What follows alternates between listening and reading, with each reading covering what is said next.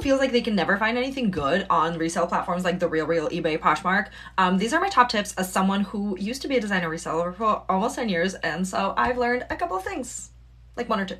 Literally, my top tip is learn all the possible keywords for like the aesthetic, the style, the item that you're trying to find, and use those keywords because they will narrow down your search and you won't have to scroll forever and ever and ever. Get ready to screenshot this because these are all the keywords that I use to find like that elevated basics, classic kind of Parisian chic style. And the magic happens when you combine these. So for example, I will combine like a style descriptor, a specific garment keyword, and then like a brand, a designer, or just like an overall aesthetic. So for example, by combining like quiet luxury, La Mer, cocoon coat, I'm only going to get those relevant results. And then you can further filter it by like size, price, color, anything that's applicable to you, and you'll get exactly what you're looking for. Tip number 2 is learning how to properly include or exclude something from the search. And I think they're called like Boolean operations or something. I don't know. My software engineer husband taught me this, and this is like the coolest trick in the world. For example, on eBay, if you just search like black dress size M, you'll get all kinds of results. You'll get patterns, you'll get florals, you get everything in there. But then if you use plus or minus signs, so you search black dress size M minus pattern minus floral plus solid, you'll only get like solid results. This is just a really cool way to like narrow down your search and keep you from scrolling. Last tip is up for Poshmark. I find that Poshmark has a really terrible in-app search,